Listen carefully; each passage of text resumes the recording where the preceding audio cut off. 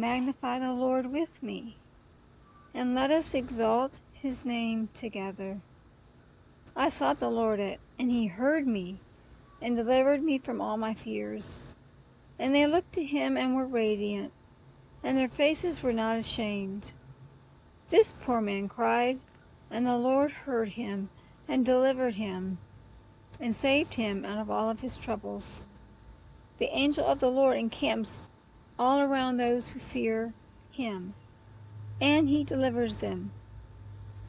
You know, that is so awesome. And I mean, the whole psalm is rich with praise and the goodness of God, and it's such a good thing to remember, to remind ourselves of. I know for me, being in the hospital a week ago, yesterday, I was in the hospital for 5 days, and part of the scripture kept coming to mind,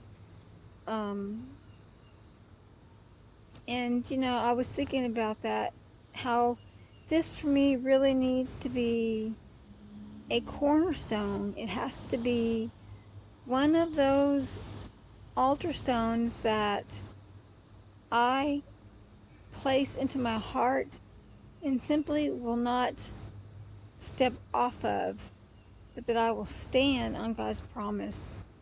And Pastor did a message a few weeks ago on doing all to stand, and that's exactly what I'm doing. And in doing that for others, I'm praying for, declaring his health, his healing. And I think one of the biggest things for me is it talks about not complaining, but to praise continually. And so that is my challenge, is to put his praises in my mouth, not the complaints.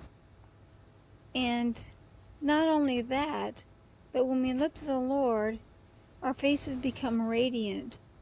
And that's something I want more of, is to have a radiant face that shines with God, shines with his glory, and actually has a smile and has a sense of joy no matter what circumstance, no matter what I'm suffering with, but to have the joy of the Lord and his praise to be my strength and my altar stone, my cornerstone.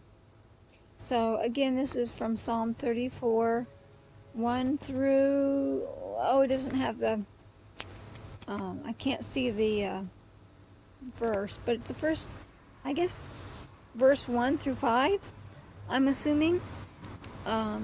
So if you get a chance, you might want to read that psalm.